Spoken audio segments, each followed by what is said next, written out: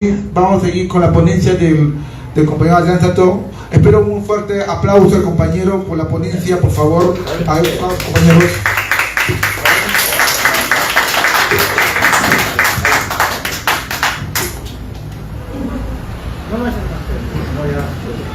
Hola, hola, ¿qué tal?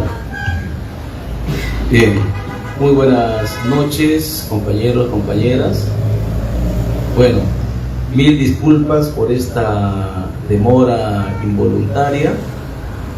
La verdad que a veces tratamos de organizarnos de la mejor manera posible, sin embargo, siempre se escapan algunos pequeños detalles, ¿no? Hasta el mejor cazador se le escapa la paloma, como se dice. Bien, en primer lugar yo quiero agradecer al Comité Distrital de Santa Anita por esta invitación que me permite contribuir con una escuela política de un tema considero que es muy importante. Si bien es cierto, se ha tocado este tema ya hace más de 100 años, ¿no? Nuestro amauta José Carlos Mariátegui, ¿no? El tema de la economía, pero también sigue vigente. Los problemas, las inquietudes, las propuestas para mejorar ese aspecto económico continúa todavía latente, ¿no? Los problemas que Mariátegui en su momento, en su tiempo, denunciaba, en la actualidad también continúan, ¿no? También quiero agradecer la presencia de ustedes, la participación de los militantes, las preguntas, las sugerencias, las críticas. Considero también que es muy importante. De esa manera también todos vamos a salir fortalecidos, aprendiendo también poco a poco, ¿no?, de lo que es nuestra formación política e ideológica. En ese sentido, me voy a permitir hacer esta exposición. El tema que vamos a desarrollar justamente es vigencia del pensamiento de Mariátegui sobre la economía peruana actual. El tema que voy a proponerles se basa en este libro, Los 7 ensayos. Creo que todos los militantes tenemos que leer. Quizás no somos, digamos, especialistas en analizar a profundidad, pero mínimamente algunos ensayos, algunos capítulos es deber moral de nosotros los militantes, es deber moral de analizarlo, de leerlo y de esa manera también debatirlo también. Bien, el tema me voy a basar justamente en el libro. Considero que para empezar esta exposición tenemos que tener algo en cuenta. Mínimamente tenemos que saber qué es la economía. ¿Ya? Mínimamente. Claro, no vamos a profundizar el tema. La economía es muy amplia, ¿no? Los conceptos son muy variados, dependiendo de la doctrina, dependiendo de la época en que uno vive también. Pero mínimamente tenemos que saber algo, ¿no?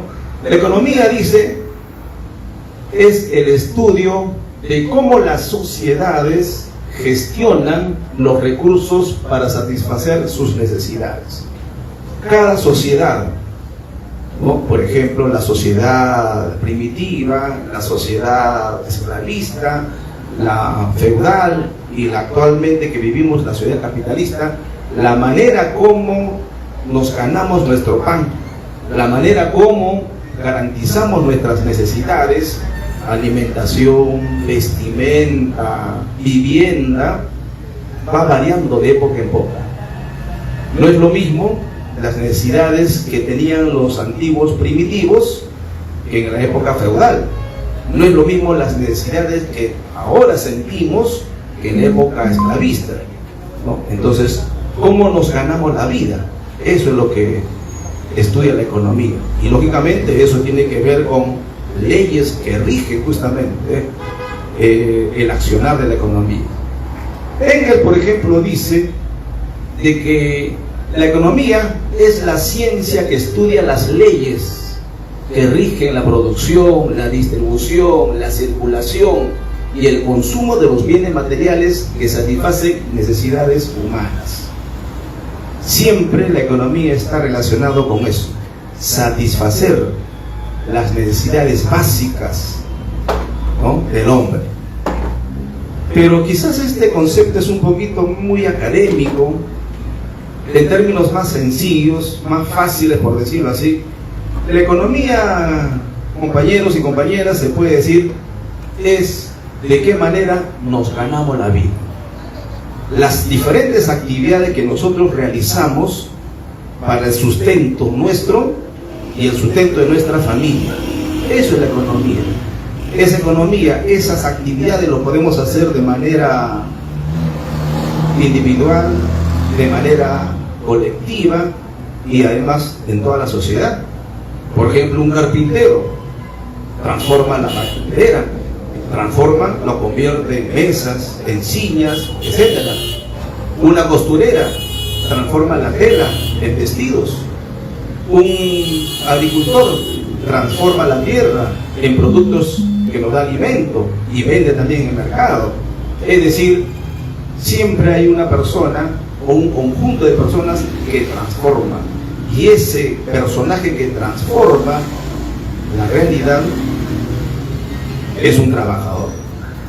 Un trabajador es aquella persona que transforma las cosas. Por ejemplo, aquí se puede hacer un trabajo en conjunto, ¿no? Obreros que trabajan en la industria, puede ser también, transforman la materia, sacan los minerales de las minas, de los socavones, ¿no? Y obtenemos ahí el oro, la plata, el cobre, etc., ¿no?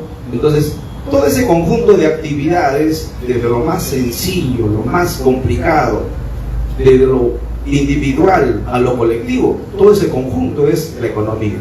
Lógicamente, cuando ya se trata de una economía a nivel global, a nivel de una sociedad, ya se complican muchas cosas.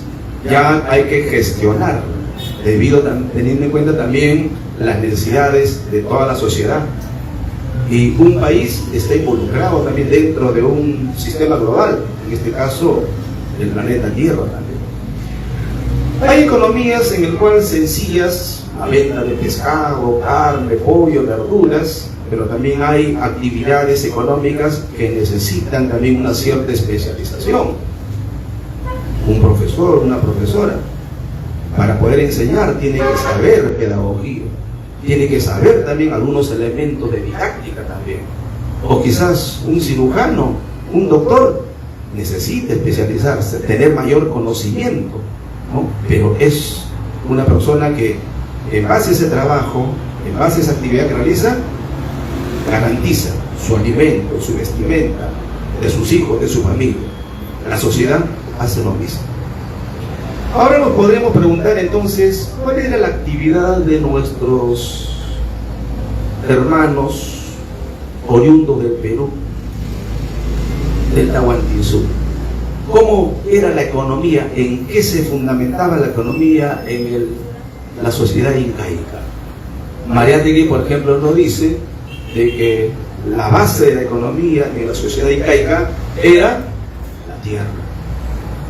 La agricultura, la tierra, es el que garantizaba nuestra alimentación. Por eso que en el Imperio Incaico se valoraba la tierra. Hasta hoy en día, la mamapacha es la que nos provee los alimentos, ¿no? Pero no era la única actividad en el imperio, en la sociedad incaica. Aparte de la actividad de la agricultura, también la ganadería. Pero de todas las actividades que realizaba nuestra sociedad incaica, la principal actividad era la agricultura. Por eso que Mariátegui dice, la base de la sociedad, la principal actividad económica que realizaba la sociedad incaica era la agricultura. De la agricultura vivían. No había problema de hambre, desabastecimiento, no, al contrario. Las familias crecían, las comunidades crecían, pero siempre se garantizaba la alimentación, siempre. Por eso que nuestros antepasados valoraban la tierra, transformaban la naturaleza. Los que han ido, por ejemplo, a la zona de Cusco, de Cajamarca, por ejemplo, los cerros, por ejemplo, cómo han sido transformados en andenes, ¿no? O sea, es un trabajo que ha sido organizado de manera colectiva para transformar la naturaleza, convertir cerros en tierras agrícolas, construir puentes, construir acueductos, ¿no? Construir desvío de los ríos, ¿no? O afrontar también los problemas de la naturaleza, los huaicos. Todo era en conjunto. O sea, teníamos una sociedad colectiva. El trabajo beneficiaba a todos. Por eso dice ahí, el trabajo colectivo, el esfuerzo común se empleaba en fines de beneficio de la sociedad. Esa era la economía, la base de la economía en la sociedad incaica. Pero luego pasamos a otro tipo de economía. Recordemos que los españoles llegan a este nuevo continente, al cual nosotros lo llamamos América, ¿cierto?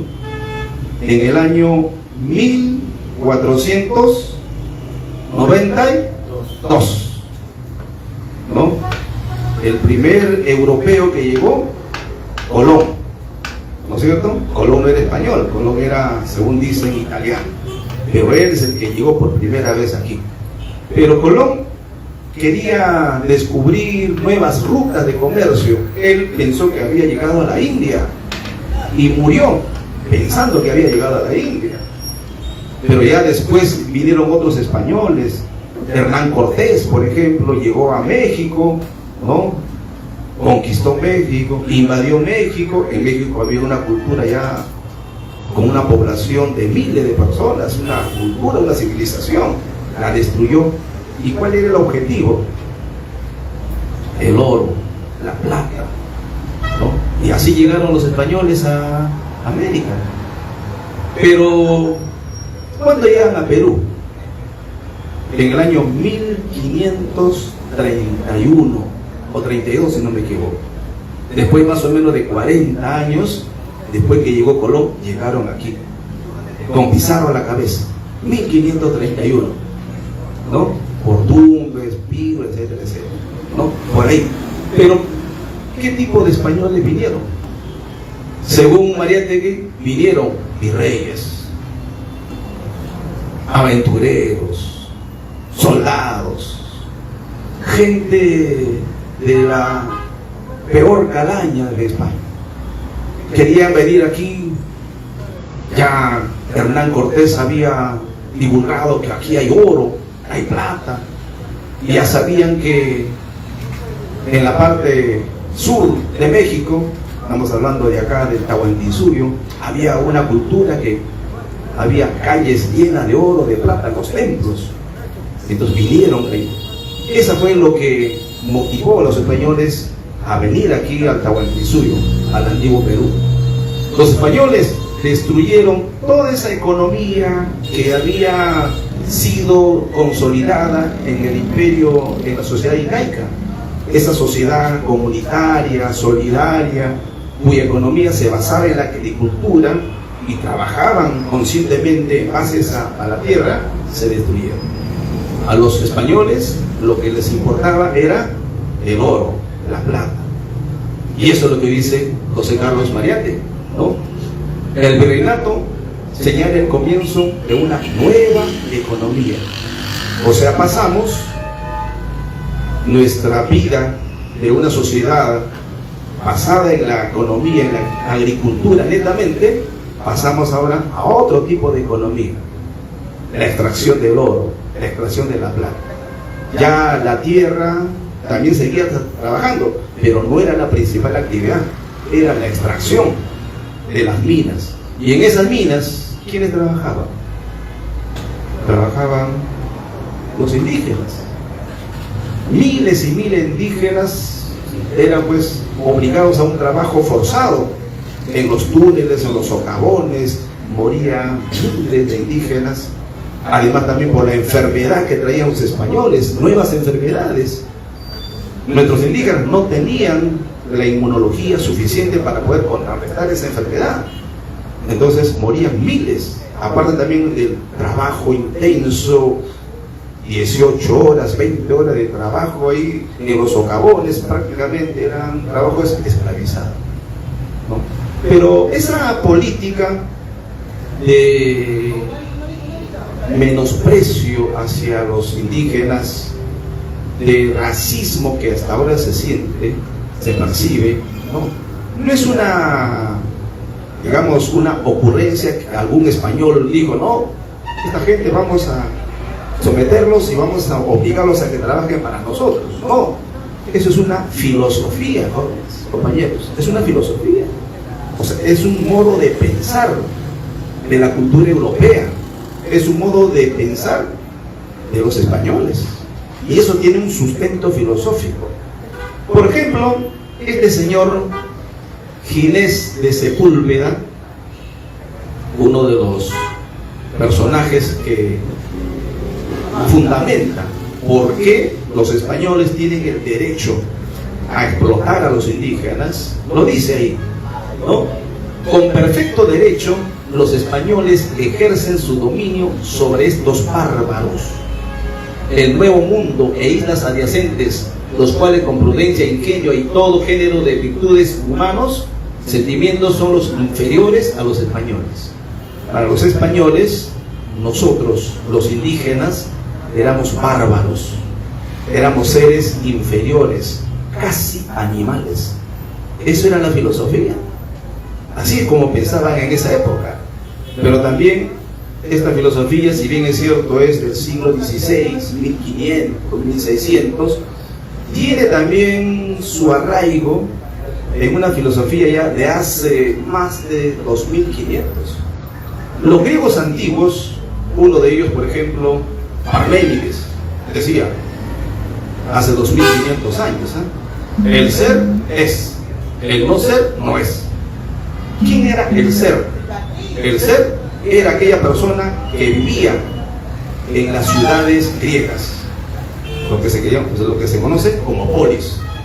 Entonces, toda persona, todo griego que vivía en la ciudad, que se preocupaba por los asuntos de la sociedad, por los asuntos públicos, era un ciudadano, era el ser.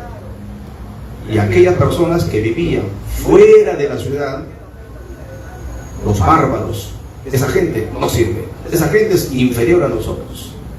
Esa actitud se sigue tomando hoy día. ¿Qué dice el presidente de Estados Unidos? Trump. Estados Unidos es la potencia, es el que rige la economía mundial. ¿Y qué es Sudamérica? Colonias. Son esos los explotamos. Esa es la filosofía. La filosofía de Trump, esa forma de menosprecio contra los latinoamericanos, que hay una actitud de salvajismo, ¿no es cierto? Los manda ahí a El Salvador, ahí a las cárceles, ¿no es cierto? Es una actitud, es una filosofía que tiene ya arraigos en la cultura griega. Pero acá en Perú también en Perú. Por ejemplo, usted recordará a este presidente del Tribunal Constitucional, Carlos Messía. Fue también congresista por Fuerza Popular. En sus años también fue miembro del APRA. ¿Qué dice en una de sus entrevistas en el mismo Congreso? Escuchémoslo.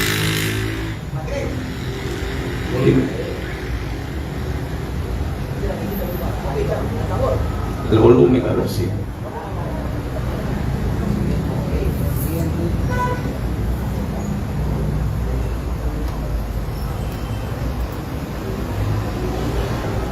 No se escucha, ¿no?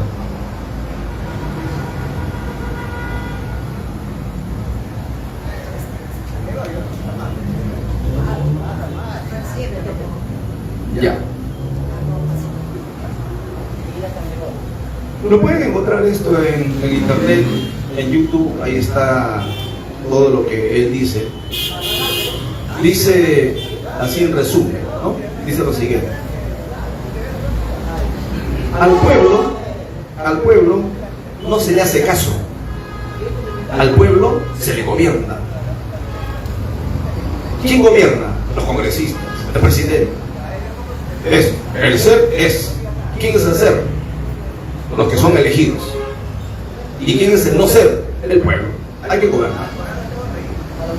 El pueblo solamente sirve para elegir, para votar. Una vez que ya eligieron a las autoridades, congresistas, presidente, alcaldes, gobernadores, el pueblo sigue con su actividad. Esa actitud no solamente es de esta casta de políticos que nos gobiernan, también lo vemos en nuestro partido. Y es a raíz de esa situación que se está degenerando poco a poco, el doctor Vladimir hizo un llamado de atención muy fuerte el artículo último que he escrito. Congresistas que piensan que ya por subir en la escala social se creen por encima de la militancia, por encima del pueblo. Leamos ese artículo, compañeros. Es para debatirlo, para analizarlo línea por línea. ¿Qué es lo que quiere decir acá? Porque en ese artículo no va a decir todo lo que el compañero piensa. Nosotros tenemos la obligación de desmenuzarlo, pero así, con una actitud autocrítica, porque también nos choca a todos, ¿sabes? No solamente a los congresistas, no solamente a los que tienen cargos políticos dentro del partido, a todos los militantes, a todos. Es un jalón de oreja. Vamos a continuar. En resumen, entonces, en el virreinato, en esta época del virreinato, los españoles, los criollos, se preocuparon básicamente, única o casi únicamente, de la explotación del oro y la plata. Entonces pasamos de una economía en base a la agricultura a una economía basada en la extracción, oro y plata. Y uno de los personajes muy influyentes en la sociedad, y también vale la pena leer, compañeros, es Eduardo Galeano. Este libro, que ya se ha escrito hace más de 30 años, si no me equivoco, Las venas abiertas de América Latina. Ahí describe justamente cómo el Tahuantinsuyo, la sociedad incaica, ha sido devastada, y de cómo también los españoles vinieron a estas tierras a saquear el oro, a saquear la plata. Las minas han sido un saqueo, y una de las minas de mayor producción en esa época, estamos hablando de 1600 más o menos, es una mina del Cerro de Potosí, que queda actualmente en Bolivia. En una parte de su libro dice lo siguiente, ¿no? Aquí les voy a leer. Dicen que hasta las herraduras de los caballos eran de plata en la época del auge de la ciudad de Potosí. De plata eran los altares de las iglesias y las alas de los querubines, o sea, los angelitos que adornan las procesiones, ¿no? En las procesiones en 1658, para la celebración del Corpus Christi, es una festividad de la Iglesia Católica, las calles de la ciudad fueron desempedradas desde la matriz, desde el centro de la ciudad hasta la iglesia de Recoletos, y totalmente cubierta con barras de plata. La mina de Potosí fue, digamos, trabajada por los indígenas, trabajada por nuestros antepasados. Murieron miles y miles de personas por enfermedades, por los gases tóxicos que emanan todas las minas, ¿no? Pero de ahí sacaron esto. El filósofo Enrique Dussel, filósofo, historiador, ha sido ya murió ya, pero en su momento ha sido el secretario o el responsable principal de las escuelas de formación ideológica y política del partido de Morena. Recordarán al presidente mexicano, Andrés Manuel López Obrador, así como nuestro partido tiene sus secretarías. Y la Secretaría de Ideología, de Formación Ideológica, ya, él estaba acá. Es un, digamos, intelectual muy reconocido por la comunidad mundial. Es uno de los pocos filósofos que ha leído a Marx, pero desde los manuscritos, en su lengua original, el alemán. No es un estudioso que ha estudiado libros de otros autores que hablan de Marx, no. Él fue a la fuente principal. Él habla alemán, italiano, inglés. Bueno, ¿qué es lo que dice acerca de esta mina de Potosí? Bueno, creo que tenemos problema en el audio. Le voy a sintetizar. Es una cuestión de un segundo solamente. Listo. De las minas de Potosí, los españoles se han llevado 20.000 toneladas de plata. 20.000 toneladas. ¿Cuánto es una tonelada? ¿Cuántos kilos es una tonelada? 1.000 kilos. 20.000 toneladas de plata. Inmensa. Se llevaron así. Hoy estamos viviendo también una bonanza de plata, de oro. ¿Y quién se lleva esa plata, ese oro, esos recursos mineros que tenemos aquí en el Perú? Bien, justamente esta crítica que hace Mariátegui justamente a este tipo de saqueo de economía, ¿no? De saqueo, actualmente también ocurre, pero de otra modalidad también. Bien, pasamos ahora al periodo de la República. Recordemos que este periodo empieza ya con la independencia del Perú. ¿Cuándo fue la independencia del Perú? 1821, ¿no es cierto? Hasta la actualidad vivimos esa época, la época republicana.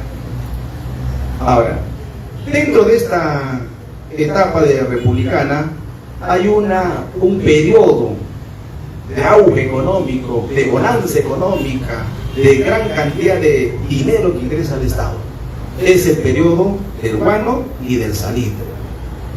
El guano, como todos sabemos, camaradas, es el excremento de las aves guaneras, de las aves del litoral. En las islas que rodean al mar peruano, principalmente en las islas de Chincha, al frente de Chincha hay unas islas, ahí las aves han depositado su excremento durante cientos de años y se han acumulado así cerros y cerros y cerros y cerros de excremento de aves. Según los historiadores, analistas, dicen las montañas de guano eran de 30 metros de altura, más o menos equivalente a un edificio de 10 pisos. Enorme cantidad. ¿Y por qué qué beneficio tenía el guano? Ya estamos hablando en el año más o menos 1840-45. Inglaterra, Europa ya vivió la primera revolución industrial, ya estaba entrando a la segunda revolución industrial. Entonces, en las ciudades empiezan a generarse gran número de industrias, ¿no? Fabrica maquinarias, textiles, ¿no? Y en esas ciudades empiezan a aglomerarse, juntarse miles y miles de personas que vienen del campo. Entonces, para garantizar la alimentación, para garantizar el algodón que sirve en la industria textil, la tierra tenía que cultivarse de la mejor manera. La tierra ya estaba perdiendo sus propiedades, entonces había que abonarlo, había que repotenciar la calidad de la tierra. Ahora, Inglaterra envía sus científicos a toda parte del mundo, ¿no? Alemania igualmente, Francia igualmente. Uno de los científicos europeos que llegó a Perú fue Humboldt, ¿no? Y muchos otros llegaron a Perú y descubrieron que el excremento de las aves era bien rico en fósforo, en nitrógeno, en potasio, alimentos básicos de las plantas. Hicieron comparaciones, por ejemplo, con el excremento de las ovejas, también con el guano de las islas, por ejemplo, de África también, pero la comparación era muy, digamos, abismal. Si con el guano, el excremento de las ovejas, se podía producir, por decir, en una hectárea, producir, digamos, 100 sacos, por decir, de trigo, con el guano de las islas, 10 veces más. 10 veces más, hasta 15 veces más. Por eso que Inglaterra viene acá a comprar al Perú. ¿Dónde queda Inglaterra? Ahí tenemos el mapa. Está en otro lado del mundo. Está en el otro lado del mundo, pero venían acá a comprar el guano del Perú, ¿no? Porque era muy valioso para ellos, muy valioso. Entonces, el guano es la base de la economía del Perú. Ahora, ¿cómo explotaban el guano? Bueno, por ejemplo, no había, digamos, una sociedad capitalista aquí en Perú, ¿no? La mayoría era pues hacendados, ¿no? No tenían la economía suficiente para poder explotar. Entonces, ¿qué hace el gobierno peruano? En esa época estaba Ramón Castilla, ¿no? Bueno, empieza a contactarse con algunos, digamos, empresarios, ¿no? Con gran cantidad de dinero, por ejemplo, extranjeros. Uno de ellos, por ejemplo, era Anthony Gibbs. Y le dice: señor Anthony Gibbs, queremos que usted explote nuestro guano. ¿Y de qué manera? Bueno, le damos a consignación. ¿Y cómo es ese método de consignación? Bueno, usted, con toda su gente, con todo su personal, saca el guano de las islas, lo carga, se lo lleva al barco y luego lo traslada a Europa y lo vende. Una vez que ya lo vende, las ganancias lo repartimos acá. Ahora, de todas las ganancias que usted venda del guano, para usted, por todos los gastos que ha hecho con todo su barco, su personal, 6%. Pero para el Perú, 94%. 6% para el empresario que se va a encargar de llevar el guano hasta Europa y 94% para el Perú. ¿Era o no era beneficioso este contrato? ¿Qué es usted, maestro? 94% para el Perú, 6% para el empresario. Lógicamente era un contrato que favorecía al Estado, y así el Estado se llenó de dinero. Recibimos enormes ganancias. Según los historiadores dicen, compramos el primer tren, el primer buque a vapor. Lima era de las primeras ciudades electrificadas. Así es. Pero, si bien es cierto, vivimos en bonanza. ¿Y qué pasó con las ganancias? ¿Qué pasó? Bien, parte de la ganancia, miren, se pagó el 11% de las ganancias de los ingresos del guano a la deuda interna. ¿A quiénes? En la independencia, muchos criollos, muchos hacendados prestaron dinero a San Martín primero y después a Bolívar. Miles y miles de soles prestaron para que haga la campaña, para que saque a los españoles, etc. Pero mediante un documento. Y cuando ya se consolide un nuevo gobierno, se va a pagar. Entonces, en esa época, Castilla dice, vamos a consolidar nuestras deudas, vamos a pagar. Listo. Pagaron el 11% de las ganancias, de pagar. Pero hay la viveza de siempre de los criollos, ¿no? Bueno, decía, yo tengo un documento acá que he prestado a San Martín, por decir 5.000 pesos o 5.000 soles peruanos de la época. Pero la viveza le ponían el 1. Ah, no es 5.000, era 15.000. O decía, yo tengo un documento, pero ya está viejito, no se ve muy bien, pero acá yo le he prestado en su momento, 30.000 pesos. O sea, fabricaban documentos, alteraban documentos, pero así, Castilla les pagó. El 11% de toda la ganancia se fue ahí. La viveza siempre, los criollos, pues, ¿cómo decimos cuando uno es vivo, cuando uno se cree el más vivo de todos? La criollada, decimos. Los criollos eran eso, la criollada siempre. Bueno. Para los ferrocarriles, 20% de las ganancias. Para los carriles también, ¿no? Bueno. Por los gastos militares, igualmente. Por acá, para la eliminación y abolición de la esclavitud. Aquellas personas que todavía tenían esclavos, todavía en la época de Castilla, aún había esclavos. Estamos hablando de 1850, 1860, más o menos por ahí, ¿no? Había esclavos todavía. Ya, tenemos dinero, ya no queremos esclavos ya. Todo hacendado, todos los hacendados que tengan esclavos, vienen acá. Se les va a pagar por cada esclavo, por decir 5.000 pesos, digamos. Pero igual, si vendaban esclavos. No, yo tengo 20 esclavos, en realidad tenía 5. No, mis esclavos están trabajando en el campo, no lo puedo contar porque tienen que trabajar. Bueno, ya. Así se les pagaba. Así se hicieron millonarios esa gente. Los hacendados, los terratenientes, ¿no? O sea, todas las ganancias al final fue en manos de hacendados, latifundistas, etc.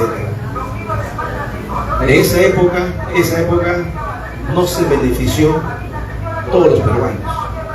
En esa época había los criollos, que eran los hijos, descendientes españoles, los indígenas, que era su gran mayoría, y los esclavos.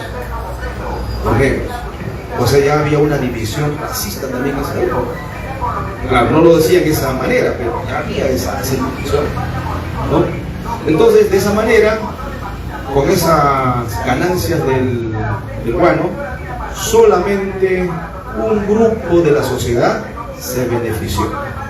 No llegó a todos los peruanos, ¿ya? El país fue rico, así es, ingente cantidad de dinero, solamente el guano, ¿ya?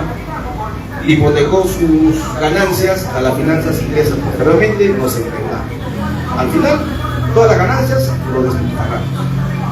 Ahora, uno de los historiadores escribió este libro, Los Señores del Guano, una historia ecológica global del Pacífico. Gregory Cushman dice lo siguiente: la edad del guano realmente merece su reputación de haber sido una era de mierda. La economía peruana se basó en la caca de las aves, en el excremento de las aves. Pero ¿qué hicimos con esas ganancias? ¿Qué hicimos con todo ese dinero que entró al Estado? Lo despilfarramos. Lo hicimos, como se dice, algo criollo. Así es, lamentablemente. Uno de los historiadores peruanos que estudia a profundidad la etapa republicana es, por ejemplo, Jorge Razán. A esta etapa, a este periodo del guano y del salitre, lo llama prosperidad falaz. Prosperidad, riqueza, bonanza, grande cantidad de dinero. Y falaz, falso. Una prosperidad falsa. Así es. ¿Por qué? Porque los que se beneficiaron no fueron la mayoría de los peruanos, los indígenas, no, solamente un pequeño grupo de la sociedad. Compraron haciendas, minas, se beneficiaron los criollos, Lima, el centro del poder económico, y las otras ciudades de las regiones del interior, nada. Hasta ahora sigue siendo el centro, ¿no? El Perú no se industrializó. Con tanta cantidad de dinero pudimos tener industrias, podemos haber florecido en las industrias, pero no se hizo. Simplemente vendíamos nada más. Una economía, digamos que es fácil de hacer, cualquiera vende, pero transformarlo es otra cosa. Así es. Nos endeudamos, al final caímos en bancarrota. Entonces, este periodo de bonanza o prosperidad falaz, ¿no es cierto? Hay que tener en claro que hoy día también ocurre, también se da. Por ejemplo, esto es del año 2024, ranking mundial de producción minera. A nivel mundial, en este segunda columna, Perú, segundo productor de cobre a nivel mundial. El primero es Chile. Nosotros somos una potencia en la producción de cobre, segundo productor de cobre. Igualmente, segundo productor de zinc, de plata, tercer productor de plata a nivel mundial. Y así hay muchos otros minerales. Entonces, si producimos cobre, plata y otros minerales, lo lógico es tener industrias que transformen ese cobre, que transformen la plata. Nuestras avenidas, las principales avenidas, no sé, llámese en San Isidro, en Miraflores, debería haber avenidas llenas de tiendas que vendan joyería de oro. Tiendas, cientos de tiendas que vendan joyerías a base de plata. Pero no lo hay. ¿Dónde están las tiendas de joyería? En Europa, en países árabes. Ahí ellos no producen oro, ellos no producen plata, pero tienen lleno de tiendas de joyerías. Nosotros debemos hacer eso. Los turistas deben comprar el oro, la plata, artículos transformados acá, pero no, lo vendemos. Y es más todavía, el oro, el 45% del oro que se vende es ilegal, no paga impuestos. ¿Sí? Entonces, vivimos en una falsa bonanza. Productores, ¿de qué vale ser segundo productor de cobre? Primer productor, tercer productor, ¿de qué vale eso? ¿Quién se lleva esas ganancias? Otra vez, pocas familias. Y ahí están las familias. Precia, Romero, Rodríguez, fíjate, ahí están sus empresas y ahí están las ganancias. Es del 2023. Eso. O sea, lo que en su momento Mariátegui denunció de que en el virreinato vinieron a saquear, a llevarse el oro, la plata. En la actualidad sigue lo mismo, pues. No ha cambiado la realidad, sigue igual, pero ahora ya con otra modalidad, con contrato de ley garantizado por el Estado peruano, por el Congreso, por la Constitución, pero sigue el saqueo de nuestros recursos. No ha cambiado nada. Por eso que el pensamiento de Mariátegui, las denuncias que hacía en su momento hace más de 100 años, siguen vigentes.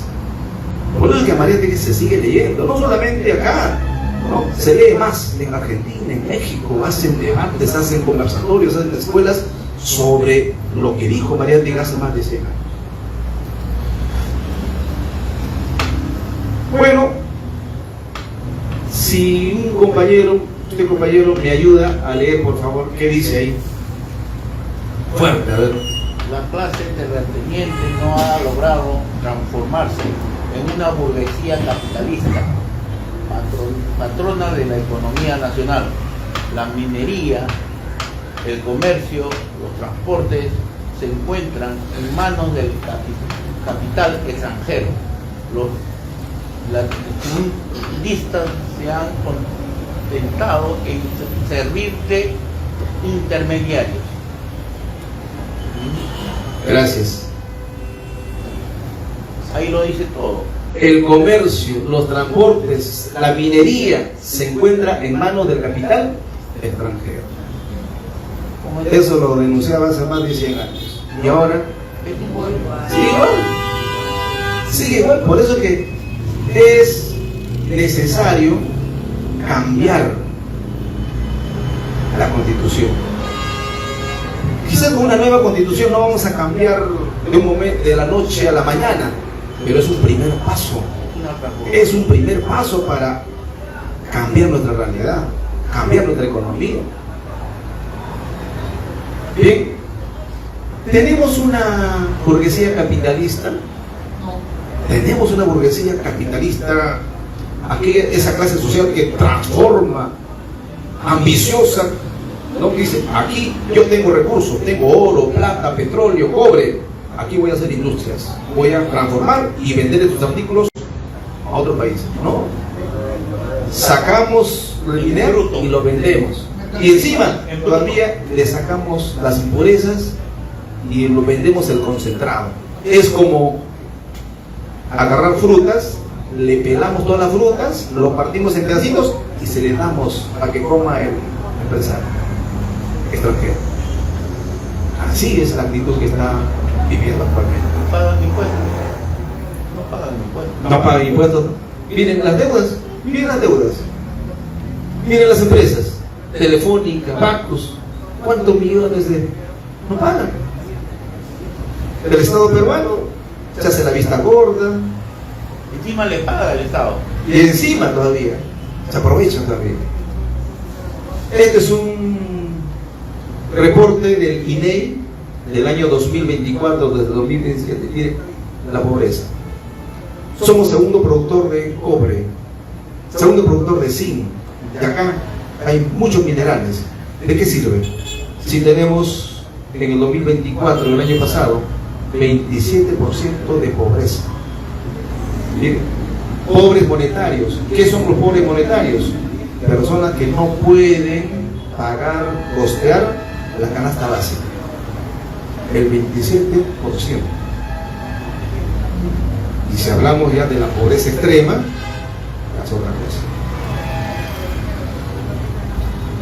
Acá tenemos en 2024 la región con mayor índice de pobreza.